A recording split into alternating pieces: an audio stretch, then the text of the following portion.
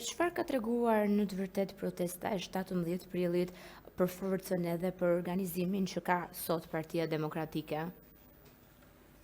Në planin politik ka dëshmuar kalimin në një moment të ri të aksionit politik të opozitës kryesore të vendit.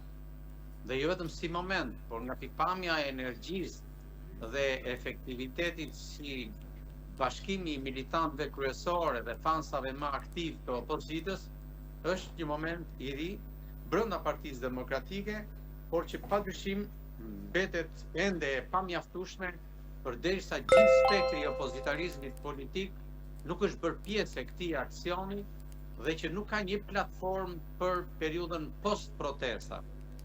Është protesta e 7 që u zhvillua, është paralajmëruar e radhës prej kryetarit Partisë Demokratike zoti Berisha, por ato episode, të cilat më së shumti si lajm kryesor prodhojnë përballjen e protestuesve me forcat e policisë dhe përdorimi nga të dy palët, njëra i sprajt apo qoftë edhe të mjeteve piroteknike të shpërndarjes së personave dhe nga ana tjetër opozitarët aktiv përdorin molotov, është jo e hijshme dhe aq më tepër, jo efektive për produktin dhe rezultatin politik të pritshëm.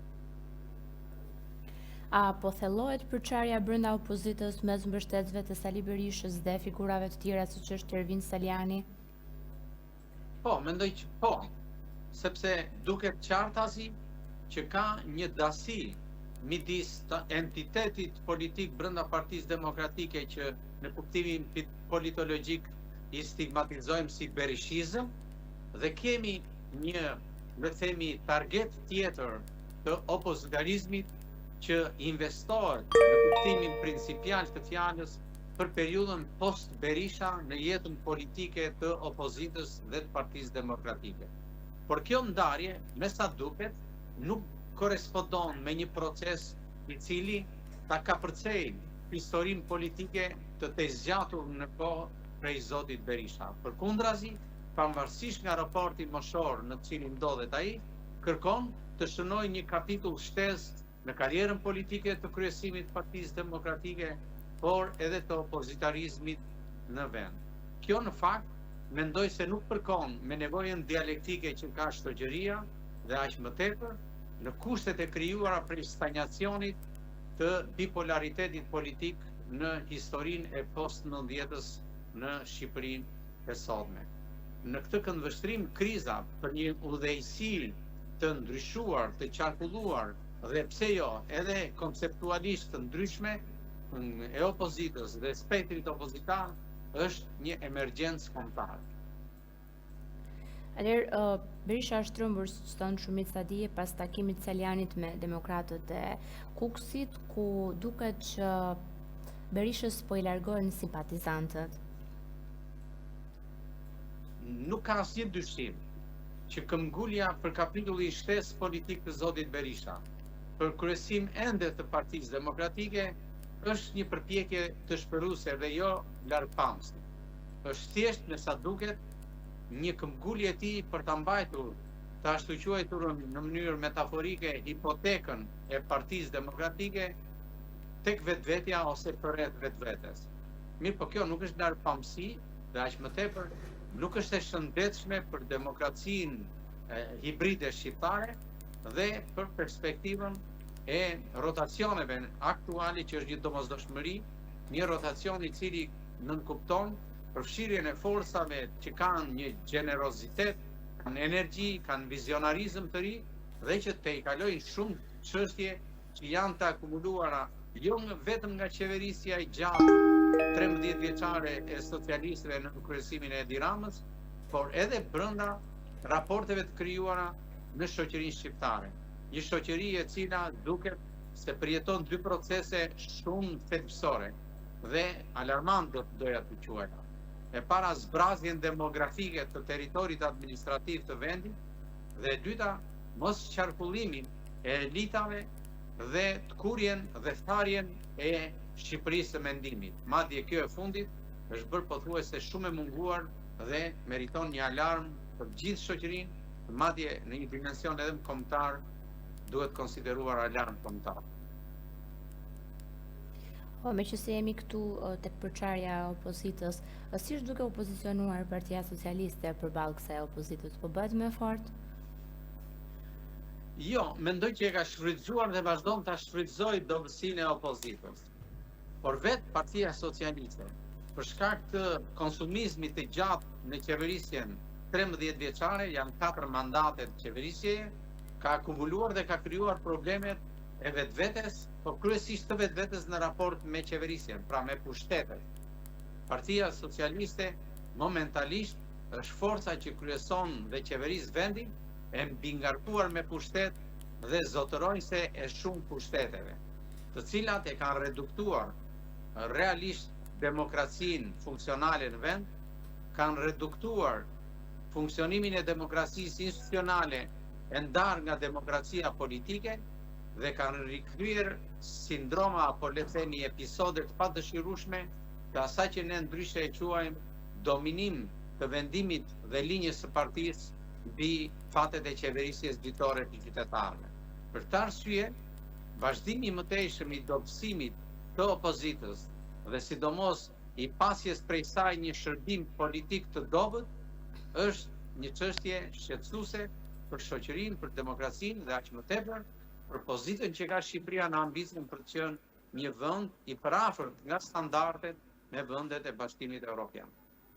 Nga ana tjetër kemi edhe përçarje në Partinë Socialiste, siç është rasti Elisa Spiropalit. Po pse Toland Balla ka thënë që Elisa Spiropali nuk i ka ngritur këto shqetësime në grup, por i ka ngritur tani publikisht? Pse nuk i ka ngritur më përpara? Është herë të themi që Partia Socialiste ka nisur qarjen e vetvetes. Sepse, sikundër na mëson letërsia, 1-0 e fill, thoshte Majakovski. Është një zë i veçuar i zonjës Spiropali, e cila ofron një recencë kritike për raportet e Partisë Socialiste me pushtetet dhe qeverisjen. Por kjo nuk është e mjaftueshme. Një zë i tillë më herët ka qenë ai i paraardhësit të zonjës Spiropali në pozitën e ministrit i jashtëm. Dhe kam fjalën për zotin Ditmir Bushtati. Por këto janë dy zëra të cilët veprojnë dhe artikulohen individualisht në distanca të shumë kuptimta me njëri tjetrin. Pra, për llogari të një protagonizmi individual dhe jo për llogari dhe në funksion të një protagonizmi, le të themi, jo fraksionues, por alternativ apo diversiv. Sot ky diversitet brenda Partisë Socialiste nuk është i formsuar për ta trajtuar si një çështje formale, vepruese dhe ndikuese. Sepse autoriteti i kryetarit të partisë dhe i kryeministrit njëkohësisht është i padiskutueshëm. Në jetën parlamentare, shifra aritmetikore e votave që posedon Partia Socialiste në parlament është e patundshme dhe e pabjershme. Nuk kemi asnjë rast të përballjes apo të cënimit të vendimeve politike të partisë prej akteve votuese nga parlamentarët socialistë.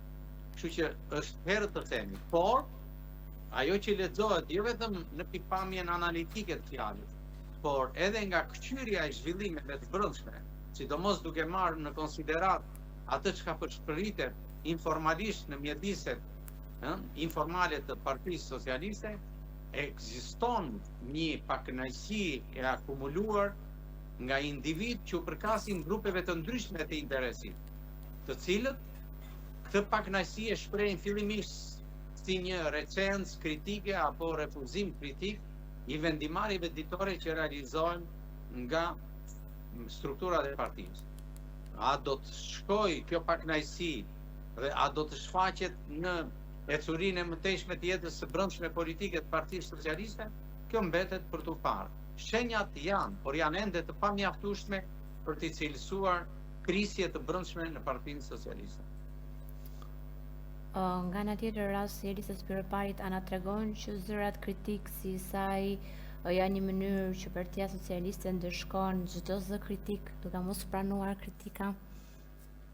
Po përderisa nuk kemi një vendim politik që paralajmëron apo qoftë edhe ndëshkon zonjën Spiropali, nuk mund ta themi këtë gjë.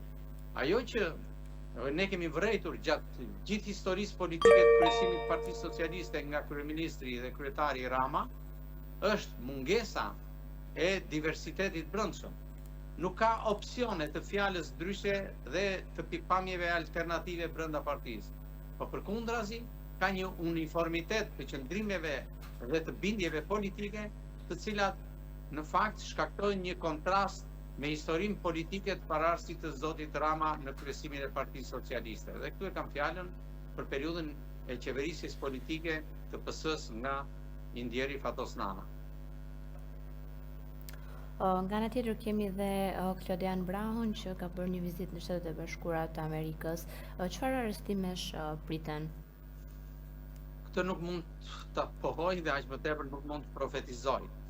Ajo që është, le të themi, në epicentër të vëmendjes dhe interesit publik në Shqipëri është betejë me korrupsionin në nivelet e larta, kryesisht me qeverisjet e mëparshme dhe qeverisjen e tanishme, abuzivizmin në nivelet e larta të administratës publike, goditjen e korrupsionit, i cili fatkeqësisht sipas raporteve periodike konsiderohet endogjen, dhe për çështje të tjera që kanë të bëjnë kryesisht me afinicionet në qeverisje të strukturave dhe elementeve të krimit të organizuar.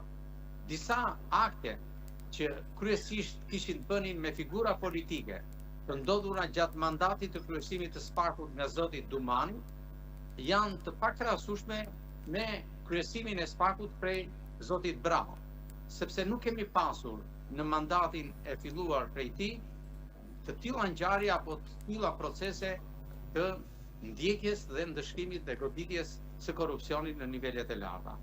Unë besoj që interesimi amerikan, kryesisht për funksionimin e këtij institucioni dhe të drejtësisë së rikompozuar pas 2016, janë çështje që lidhen drejt për së drejti me interesin amerikan dhe me investimin që ata kanë bërë dhe vazhdojnë të bëjnë në këtë institucion të lartë të sistemit tonë të drejtësisë. Dhe këtu e kam fjalën jo vetëm për institucionin e Spakut, por edhe të anës tjetër që quhet gjykata e posaçme, që është, le të themi, një realizim i gjithë procesit të kërkuar për drejtësinë dhe goditjen e korrupsionit në nivelet e larta.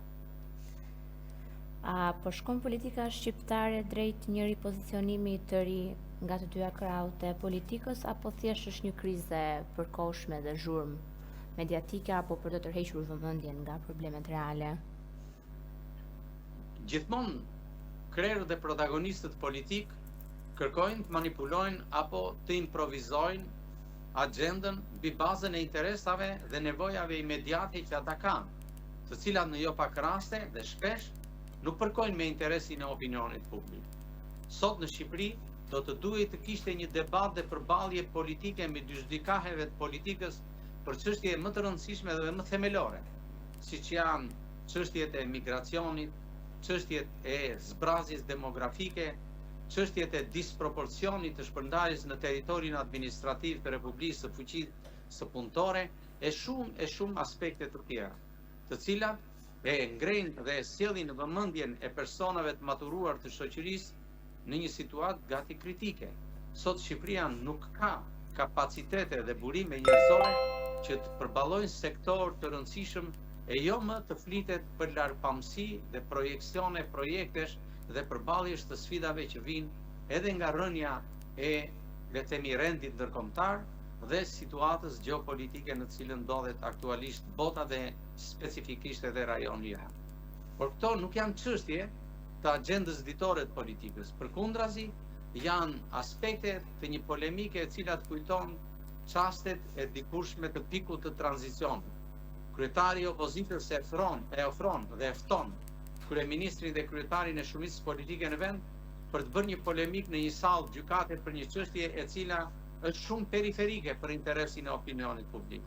Dhe nuk kemi një ballafaqim apo një përballje të pikpamjeve, projekteve, ideve dhe mendimeve që specifikisht udhëheqësit politik të dy kaheve do të ndanin për realitetin, sfidat dhe sidomos rrisjet e shoqërisë shqiptare, e ekonomisë shqiptare, e sigurisë e shumë aspekteve të tjera që kanë të bëjnë me Republikën tonë.